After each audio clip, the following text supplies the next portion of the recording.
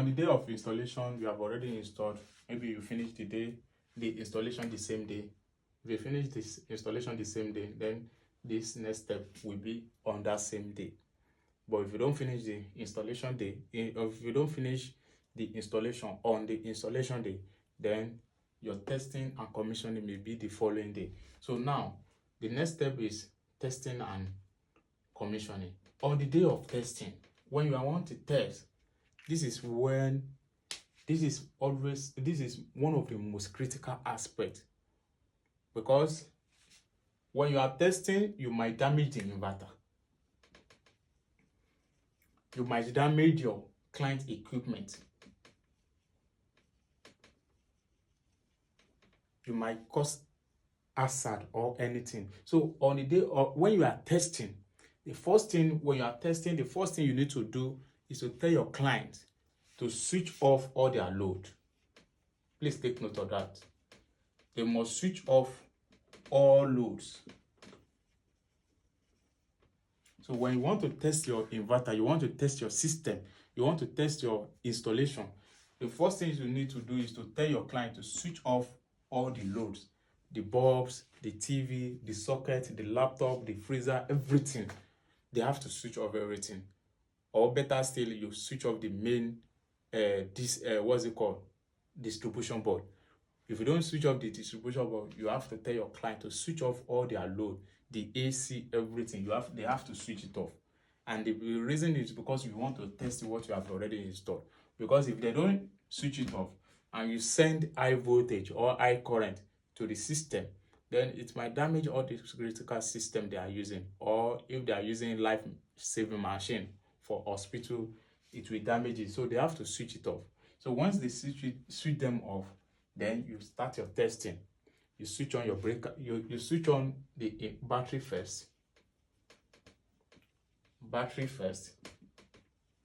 Then after you switch on the battery, you switch on the breakers of the battery breaker. You switch on the battery breaker. After switching on the battery breaker, then you switch on the inverter. That's the sequence. You switch on the inverter. You switch on the inverter.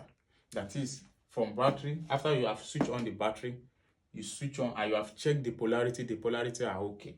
You switch on the breaker, then you switch on the inverter.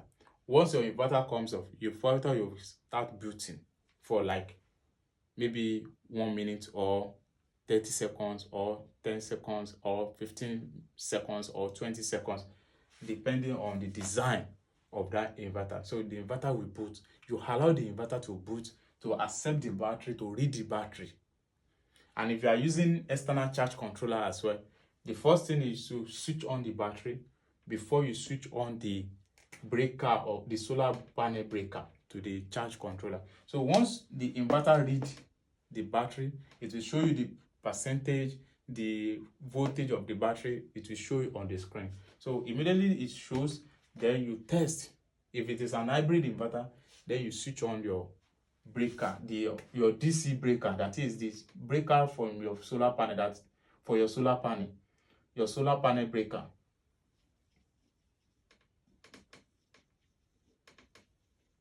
So you switch on the breaker, your solar panel breaker. So once you switch on your solar panel breaker, then power will be sent to the inverter.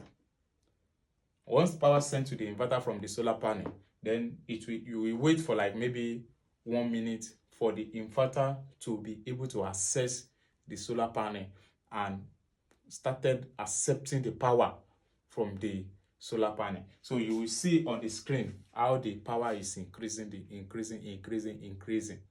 So once the power has been supplied to the hybrid inverter, or to the same step for the charge controller battery first, then after you switch on the battery to the charge controller, then you now switch on the panel breaker. So once you switch on the panel breaker, the charge controller as well will be sending power to the battery. So at that moment, you will notice if your battery is charging or not, and if it is not charging, then you check if it is not charging. If your battery is charging, you know. If your battery is not charging, you know as well. So you check. So after that, after you have tested that, okay, your battery is charging, then you switch on the output breaker. If your inverter is using output, or if it's not using output breaker, but your changeover, remember your changeover, as you have put your changeover to neutral. So your changeover will indicate that, okay, there is power supplied to the changeover. That is when you now switch it on. So if there is no spark, because if there is a change in polarity, the breaker will, what's it called? The changeover will spark immediately. And once it spark, it will send signal to the inverter will show error. So if there is no high spark, just a little contact. But if there is high spark, you will know that there is issue in polarity. But if there is no high spark, just a little contact, then you know that what you installed is working perfectly. So once you put it on, then you now tell your client to be switching on their load one after the other, not everything at the same time, one after the other. They switch on the TV, you check the reaction on the system that you just installed. They switch on their freezer, you check the reaction. You check the reaction on the new system.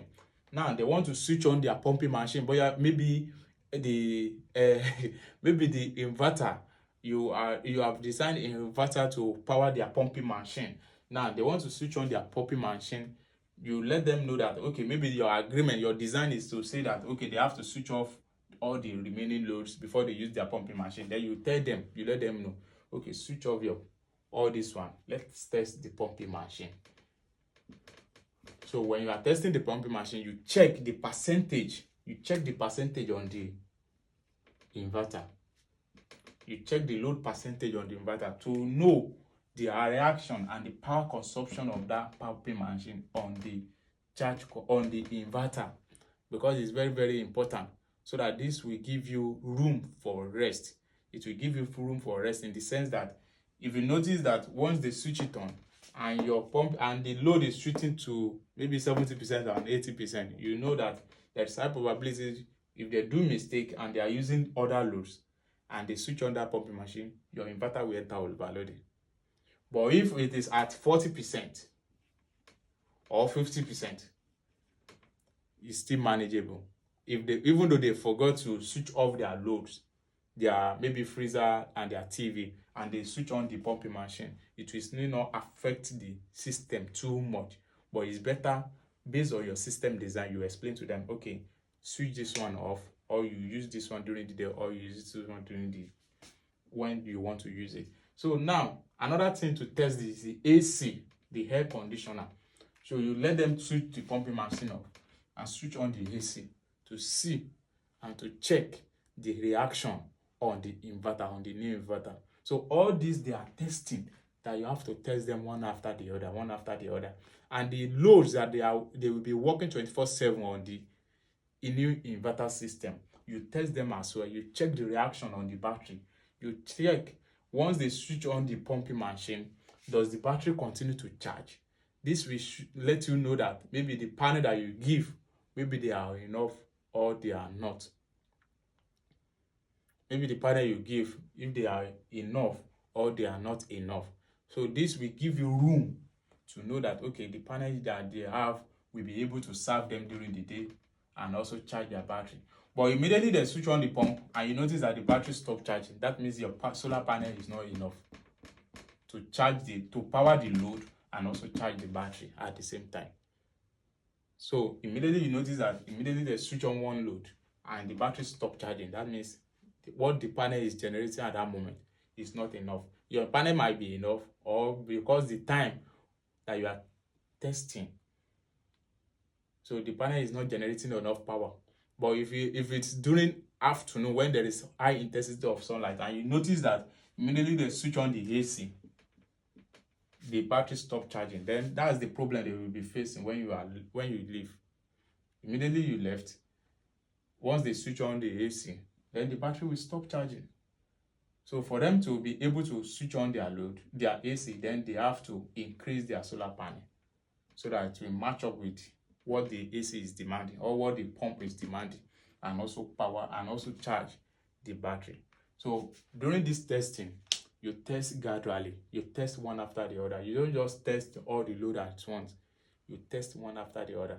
And if there is load separation, if you have done load separation, you check your load separation, what and what that you have already removed from the inverter and put on NEPA, and what you want it to be on the inverter. So there are some clients that will tell you that, okay, put this, put that, put this. Don't worry, when we want to use it, we'll switch this one off and use this one. So that is always at risk. They are always at risk. Maybe the inverter can handle just one AC, and your client tells you that, don't worry, put 3 AC. So we only use one at a time.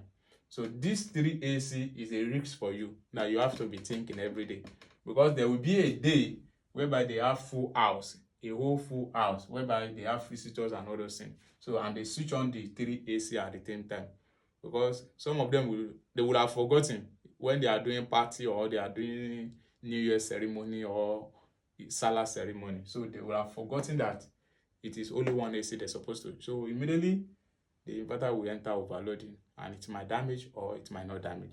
So you have to be very careful when you are doing your testing and when you are doing your commissioning. This will lead us to the next step to a successful solar project. Don't forget to like, share, and comment below. Thank you.